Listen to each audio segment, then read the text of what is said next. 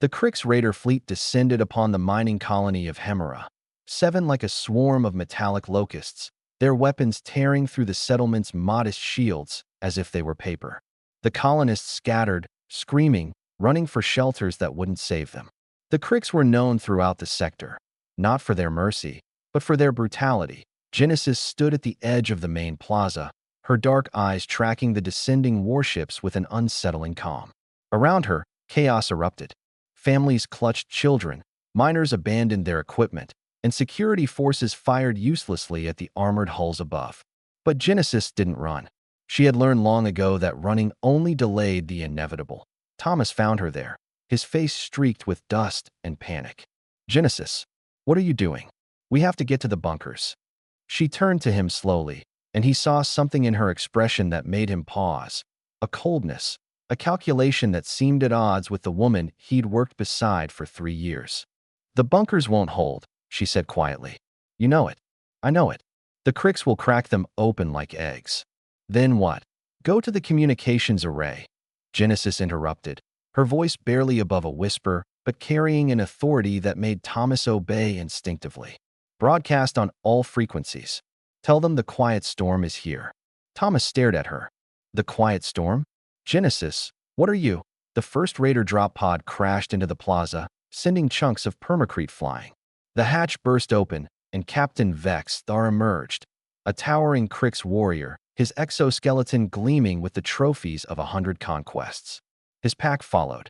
The Wolves, they called themselves, the most feared Raider unit in 3 systems that Vexthar's translator crackled to life.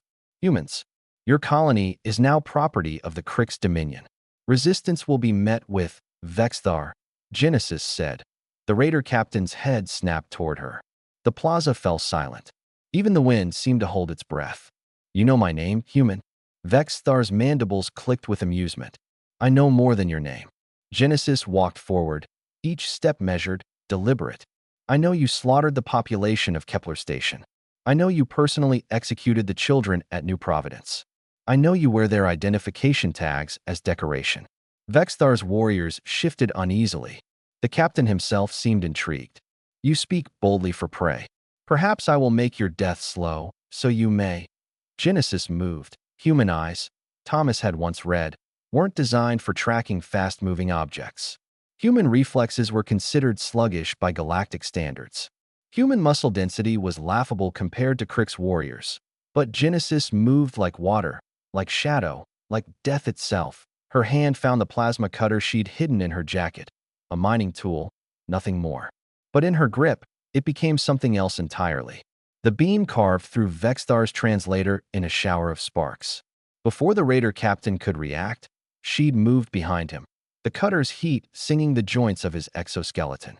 "Your armor has a weakness," she whispered, loud enough for his warriors to hear. "Right here, where the neck plating meets the torso. Your people know it. That's why you paint it with honor marks, to distract from the vulnerability." Vexthar roared and spun, his massive claws sweeping the space where Genesis had been. But she was already gone, rolling beneath another Krix warrior, her cutter finding the fuel line of his weapon. The explosion sent 3 Raiders stumbling backward. Thomas, watching from the communications building, couldn't breathe. This wasn't the quiet engineer he knew. This was something else. Someone else. Genesis didn't fight like a soldier. She fought like someone who had studied death and found it wanting. Every movement was economical, precise.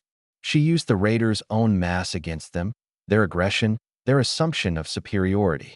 When a Krix warrior lunged, she wasn't there. When they fired, she'd already moved, and their shots hit their own comrades. But it wasn't just her skill that shook the Raiders. It was her silence. She didn't grunt with effort, didn't cry out, didn't make a sound except for the quiet hiss of her cutter and the soft scuff of her boots on permacrete. Vexthar, bleeding from a dozen precise cuts, began to understand. You are military. Earth military." Genesis paused, her cutter humming in her hand. "Former. The wolves have never retreated," Vexthar hissed. "We do not run from, then die here," Genesis said quietly. For the first time in his decorated career, Vexthar felt something he'd only inflicted on others: fear. This human, this small, fragile creature, had systematically dismantled his warriors. Half his pack lay disabled. The others hesitated, their confidence shattered. Who are you? The captain demanded. Genesis looked at him with those dark, endless eyes. They used to call me other things. Shadow. Reaper. That's Whisper. But the last unit I fought. She tilted her head. They called me the Quiet Storm. Before I silenced them too. The dawn was breaking over Hemera, 7, painting the sky in shades of amber and gold. In that light, Vexthar saw his defeat clearly. He signaled his warriors, and they retreated, something the wolves had never done as their drop pods launched. Vexthar's voice crackled over every comm channel in the system. The colony Hemera, 7 is under protection of the Quiet Storm. The Crick's dominion claims no jurisdiction. Any who challenge this will face her. The raiders fled. The colonists emerged from their shelters, disbelieving. Thomas found Genesis sitting on the edge of the plaza, her cutter powered down, her hands trembling slightly. The first sign of humanity he'd seen since the attack began. "Why didn't you tell us?" he asked softly. "Because I was done," she said. "Done with war. Done with death. I came here to mine minerals and live quietly." She looked up at him, and her eyes were tired. "But they brought the war to me. To us. Will they come back?" Genesis shook her head. "Not here. Word will spread. The Quiet Storm is active again." She stood, brushing dust from her jacket. "Other colonies, though, they'll need protection." "You're leaving?" She looked at the rising sun, at the colony she'd saved, at the peaceful life she'd tried to build. "I thought I could stop being the storm," she said quietly. "But maybe that's who I am. Maybe that's who I need to be." By midday, Genesis had packed her few belongings. Thomas and half the colony stood at the landing pad as her small ship prepared for departure. "Thank you," Thomas said. Genesis smiled. A small, sad expression. "Thank the storm," she said. "I'm just the quiet before it." Her ship lifted off, carrying the Quiet Storm back into the black, where other colonies waited, where other raiders would learn what humanity meant when pushed too far, and in the darkness between stars, they would learn to fear the silence.